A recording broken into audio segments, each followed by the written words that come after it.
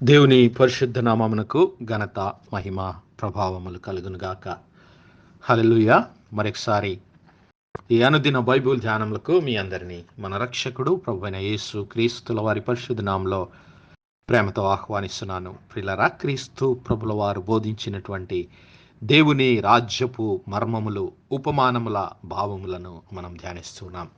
మరి ప్రస్తుతము మనము ఉప్పును గురించినటువంటి ఉపమానాన్ని గురించి ధ్యానిస్తూ ఉన్నాము. యేసు క్రీస్తు ప్రభుల వారు మత్తయి సువార్త 5వ అధ్యాయము 13వ వచనములో లేఖనంలో వ్రాయబడిన మాదిరిగా, మీరు లోకమునకు ఉప్పై ఉన్నారు. ఉప్పు నిస్సారమైతే అది దేని వలన సారము పొందును? అది బయట పారవేయబడి మనుష్యుల చేత త్రొక్కబడుటకే గాని మరి దేనికిని పనికిరాదు. హల్లెలూయా. ఉప్పు సారమును గురించి మాట్లాడుతున్నాడు. నిన్నటి దినాన ఉప్పు మరి రుచి ఇవ్వడానికి, ఉప్పు మరి ప్రిజర్వేటివ్గా నిల్వ చేయడానికి, రక్షణ చేయడానికి, అలాగే ఉప్పు మరి అన్ని అర్పణలలో మరి ఉప్పును మనం చూసాం. అలాగే ఉప్పు తెల్లని రంగులో ఉంటుంది. అలాగే ఉప్పు ఏ వంటకంలో వేసినా అది ఉప్పు దానిలో కరిగిపోతూ ఉంది, దానికి తన రుచిని ఇస్తుంది. ఆ మాదిరిగా మరి దేవుని బిడ్డలమైనటువంటి మనము క్రీస్తు ప్రభుల వారిని కలిగిన వారమై పరిశుద్ధాత్మ దేవుని మన హృదయంలో నింపుకొని ఆయన ప్రేమను, ఆయన కృపను, ఆయన రక్షణను ఈ లోకానికి ప్రకటించవలసినటువంటి వారమై ఉంటున్నాం. అయితే ఒకవేళ ఆ ఉప్పు గనుక తన సారమును కోల్పోతే, అనగా విశ్వాసి తనలో ఉన్నటువంటి పరిశుద్ధాత్మనికి విరోధముగా జీవిస్తే, దేవుని స్వభావమునకు వ్యతిరేకంగా జీవిస్తే ఏమి జరుగుతుందో యేసయ్య యోహాను సువార్త 15వ అధ్యాయము 6వ వచనములో అన్నాడు. ఇదిగో నాయందు నిలిచియుంటేనే గాని. యోహాను సువార్త 15వ అధ్యాయము 5వ వచనములో, ద్రాక్షావల్లిని నేను, తీగలు మీరు.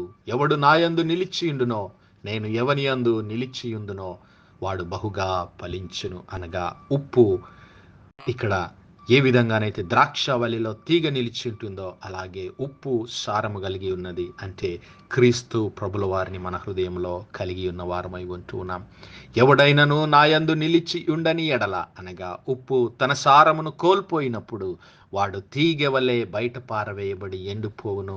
మనుష్యులు అట్టి వాటిని పోగు చేసి అగ్నిలో పారవేతురు, అవి కాలిపోవును. హల్లెలూయా. ఇక్కడ ద్రాక్షావల్లి ఉపమానం కనబడుతుంది మనకి. ఇక్కడ ఉప్పుతో మరి యేసయ్య పోలుస్తూ ఉన్నాడు. మార్కు సువార్త 9వ అధ్యాయం 49-50 వచనాల్లో మనము గమనిస్తే, ప్రతి వానికి ఉప్పు సారము అగ్ని వలన కలుగును. ఉప్పు మంచిదే, కానీ అది నిస్సారమైన ఎడల దేని వలన మీరు దానికి సారము కలుగజేతురు? మీలో మీరు ఉప్పు సారము గలవారై ఒకరితో ఒకరు సమాధానముగా ఉండండి. హల్లెలూయా.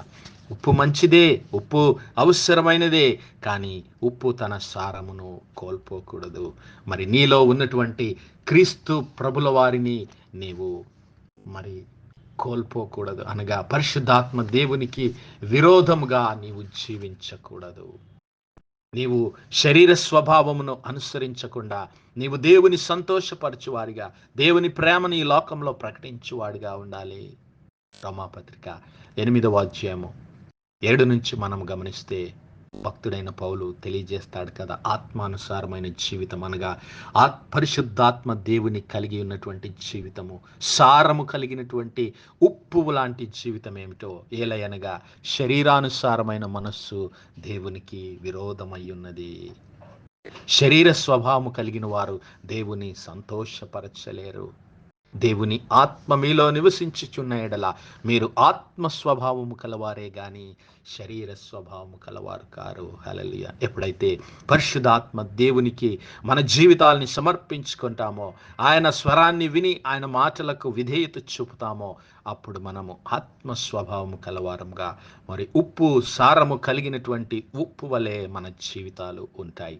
ఎవడైనను క్రీస్తు ఆత్మ లేనివాడైతే వాడు ఆయన వాడు కాడు. ఎప్పుడైతే క్రీస్తు ఆత్మను నీవు కోల్పోతావు, అనగా ఆయన ఆత్మకు విరోధంగా నీవు జీవిస్తావు, ఆయన ఆజ్ఞలకు విరోధంగా నీవు జీవిస్తావో, అప్పుడు నీ జీవితము సారము కోల్పోయినటువంటి ఉప్పును పోలి ఉంటూ ఉంది.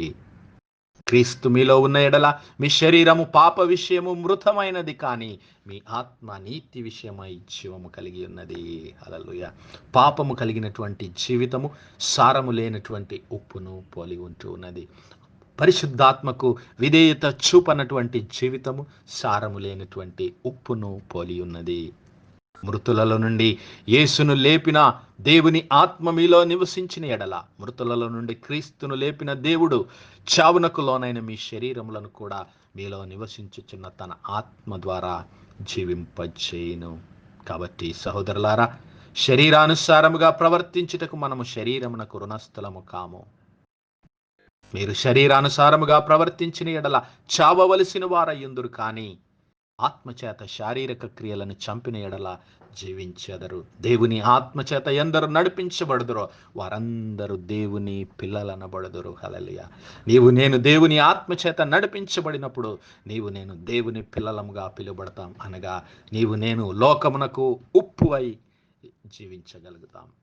ఎలయనగా మీరు భయపడుటకు దాస్యపు ఆత్మను పొందలేదు, కానీ దత్తపుత్రాత్మను పొందితిరి. ఆ ఆత్మ కలిగిన వారమై మనము అబ్బా తండ్రి అని మొరపెట్టుచున్నాము.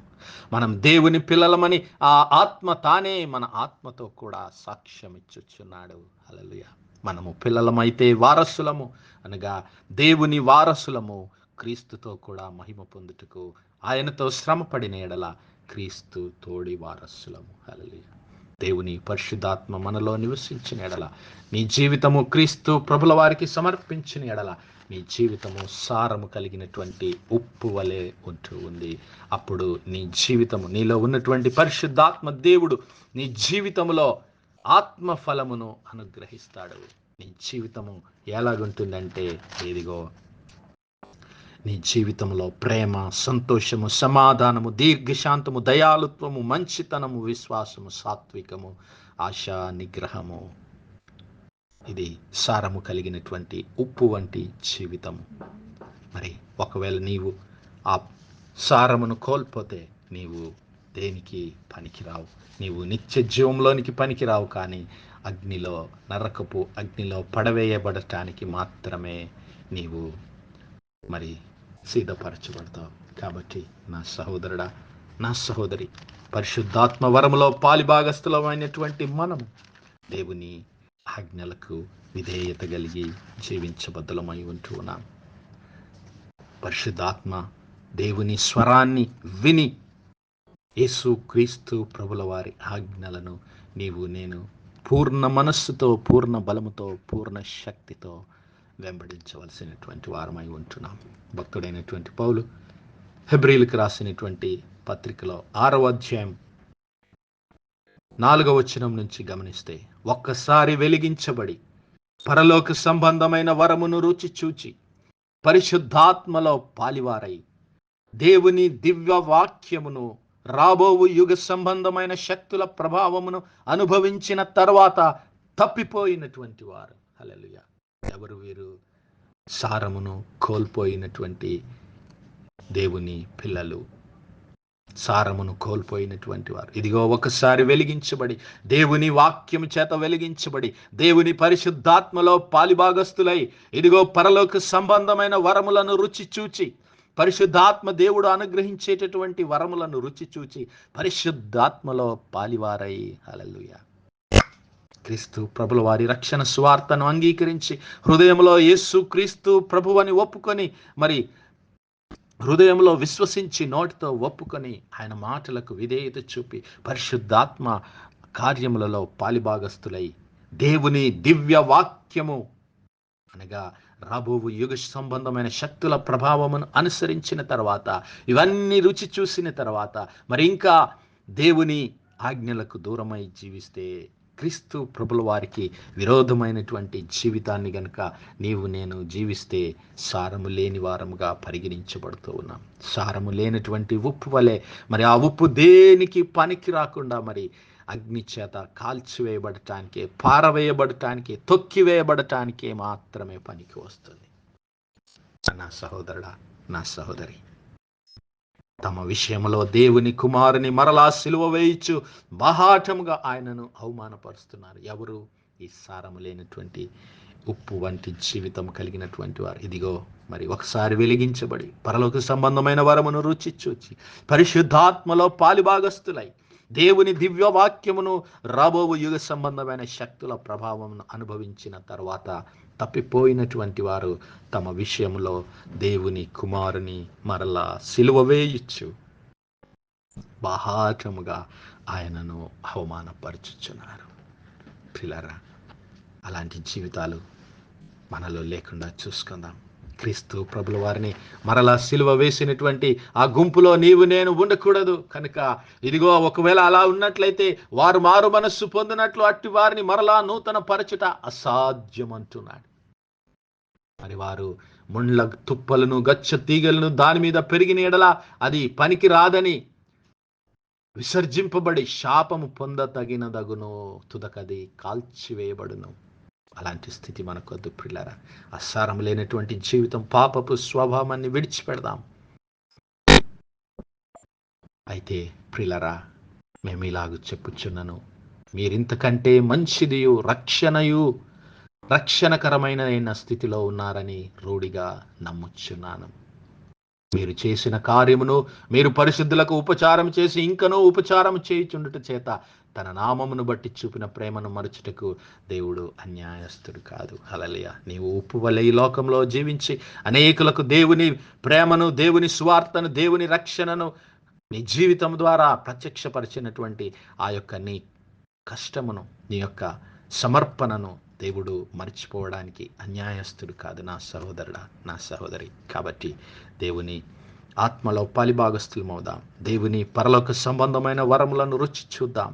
దేవుని దివ్య వాక్యమును రాబో యుగ సంబంధమైనటువంటి మరి దేవుని శక్తి ప్రభావములను అనుభవించుదాం. అనేకులకు ఆ ఉప్పు వలె ఈ లోకంలో జీవిద్దాం. మన తోటి సహోదరుల ఎడల సమాధానం కలిగి ప్రేమ, సంతోషము, సమాధానంతో దేవుని రక్షణను ప్రకటిస్తూ ఈ లోకంలో ఉప్పు వలె మరి దేవుని సన్నిధానంలో జీవిద్దాం. అతి కృప, అతి ధన్యత దేవుడు మనందరి జీవితాల్లో దయచేయనుగాక. ఆమేన్, ఆమేన్, ఆమేన్. ప్రార్థించుకుందాం. హల్లెలూయా, హల్లెలూయా, హల్లెలూయా, హల్లెలూయా. స్తోత్రము, స్తోత్రము, స్తోత్రము, స్తోత్రములు తండ్రి. అత్యంత కృపాపరితుడువు, అత్యున్నత సింహాసనంపై ఆసీనుడైన మా ప్రియ పరమ తండ్రి, చుమ్మగలిగినటువంటి మా దేవ, సైన్యములకు అధిపతి వగు మా యెహోవా తండ్రి, కృపా కనికరములు గల మా ప్రభా, సూర్యోదయం మొదలుకొని ఇంత మట్టుకు మా తండ్రి మీ చల్లనెక్కల నీడను భద్రపరిచి అయా మరొకసారి మీ ప్రియ కుమారుడు మా ప్రభువైన యేసు క్రీస్తుల వారి ప్రశస్త నామములో దేవా మీ కృపా సన్నిధానంలో ప్రార్థించడానికి సజీవ లెక్కలో మమ్మల్ని లెక్కించిన మీ ప్రేమకు వందనాలు, కృతజ్ఞతాస్తుతులు, స్తోత్రాలు, స్తోత్రాలు, స్తోత్రాలయ. దినమెల్లా మీ యొక్క పరిశుద్ధాత్మ సహాయం, నడిపింపు, ఆదరణ, సహవాసాన్ని మాకు ఇచ్చిన దేవా మీకే స్తుతులు, స్తోత్రాలు. అవును మా ప్రభువా, మేము ఈ లోకంలో ఉప్పు వలె జీవించే కృపాభాగ్యం మాలో ప్రతి ఒక్కరికి దయచేయండి. మరి ఉప్పు మంచిదే, కానీ అది నిస్సారమైన ఎడల దేని వలన మరి అది సారము పొందదు. కాబట్టి అలాంటి జీవితాలు, ఇంకా దేవా మీకు ఆయాస్కరమైన జీవితాలు, సారము లేనటువంటి జీవితాలు మాలో ఎవరికైనా ఉంటే ఈ రాత్రికాల సమయమందు అయా బిడ్డలతో మీరు మాట్లాడండి. ఆయన మీ బిడ్డలను దర్శించండి. పరిశుద్ధ ఆత్మదేవ బిడ్డల హృదయాలను శుద్ధీకరించండి. మరి విధేయత కలిగినటువంటి ఆత్మలను బిడ్డలకు అనుగ్రహించి సారము కలిగినటువంటి జీవితాలు, పరిశుద్ధాత్మలో పాలిభాగస్తులై రాబో యుగములో దేవుని మహిమను అనుభవించగల దేవుని బిడ్డలుగా ప్రతి ఒక్కరిని స్థిరపరిచి బలపరచమని వేడుకుంటున్నాం.